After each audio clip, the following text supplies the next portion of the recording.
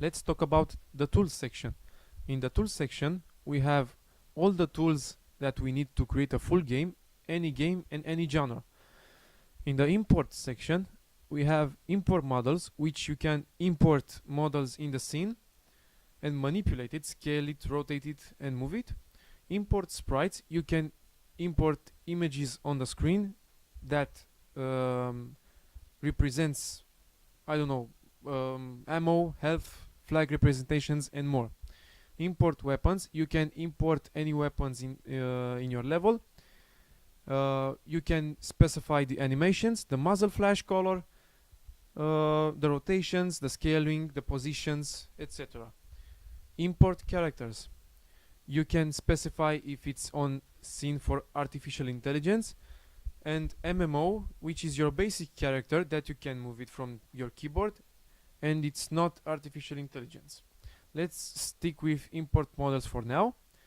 The model previewer window will pop up, which lets you visualize a model that you can choose from a variety of files that you made in 3ds Max, Google SketchUp, that were exported as .x file. .x stands for the DirectX extension for 3D models. Let's choose this model. You see that this model doesn't have the correct texture, so let's choose another one by clicking on change texture. Choose or FX or DBS. FX and DBS exports effect crafter that we will talk about it in the next tutorials. The .dbs file stands for shader, and you must specify in effect crafter the two basic textures, which is the diffuse and the normal map for the relief. Let's choose tent canvas because this is the original texture for this model. Import it. The model previewer will go minimized, and we will see the model in the scene. You can manipulate it as mentioned in the previous tutorial. You can snap it to grid. You can rotate the object, or you can even multiply the object by pressing space multiple times as you want. Press escape to end the object selection, and if you want to select another object in the scene, press left control and click and then manipulate it, and you're done with this part. Next, we have import sprites. Click on import sprites in the tools section,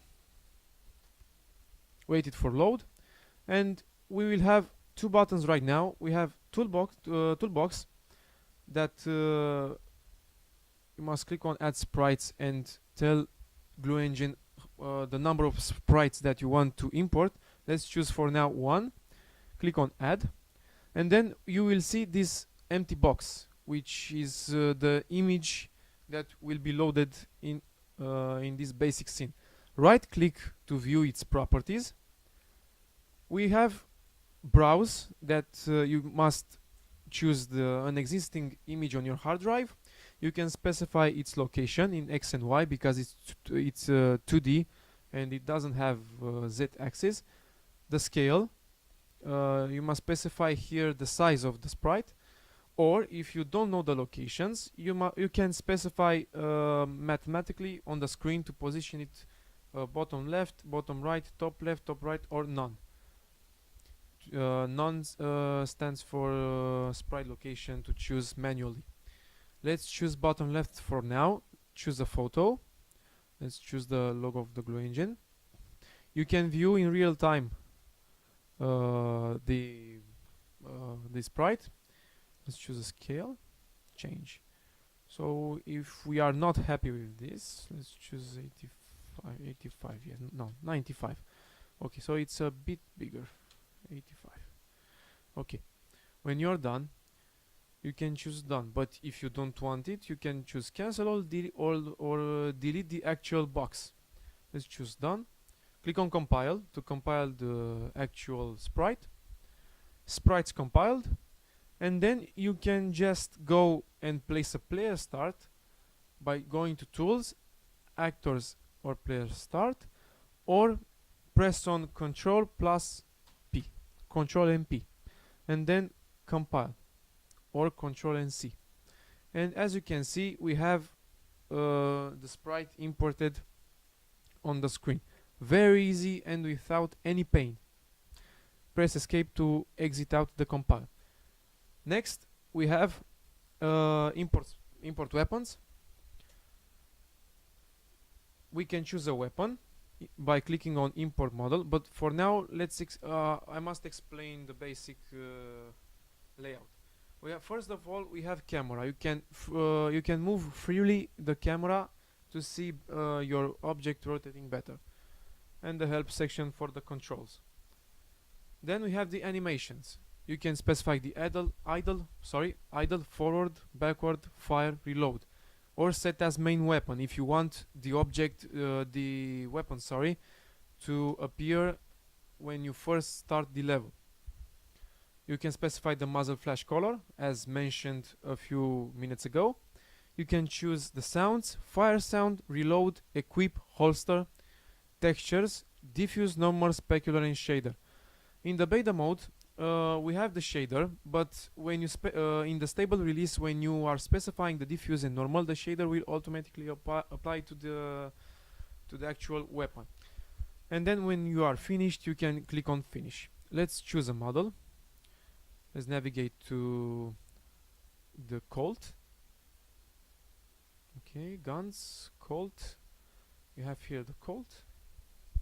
The weapon will rotate, and if you have the animation keyframes that are specified in the 3ds Max or in other or in Blender even, or in other editor, object editor, at your leisure, then choose a muzzle flash color, some fire sounds, and then click finish. I will not do this right now because I don't know the animation keyframes, but I already imported the weapon. And if you want to move freely, you can move.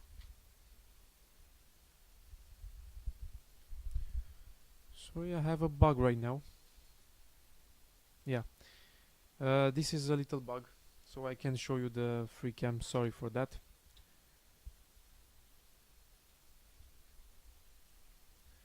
Okay, compile it and see the weapon. We have here the weapon. Notice that the weapon will move only on the x-axis, not in the y, right now in the beta mode. And this is an imported character for the test. You can move from WASD and shift to 1.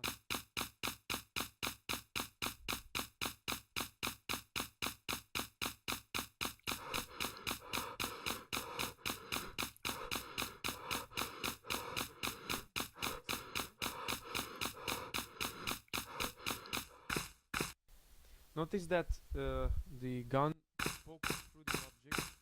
That's because the Z5 enabled, and it will be disabled on the next versions of beta, or even on the stable release.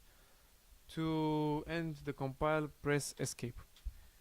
To move through the editor, right click on the scene, manipulate the camera, and WASD to move. Next, we have import characters. Same as import weapons, you must specify the animations, the textures, and then we have something new. You must specify for the artificial intelligence if it's friendly, enemy, on team, or if it's basic on the scene as artificial intelligence that shoots at you, that follows you as an ally, or if it's on MMO for your basic character to control. Same as the weapon, you must specify the character. Let's choose German zombie. The character will rotate. In the next beta versions, the textures will pop up and you can see the actual shader and stuff like this. I will not try importing right now because I don't know the keyframes, but this is the actual model that I imported in the scene. Again, compile it and you will see the artificial intelligence because we didn't program it to shoot at us. It's just the basic stand artificial intelligence, and it just looks at you. And for now, for the tools and import section, you're done. Press escape to exit the compile.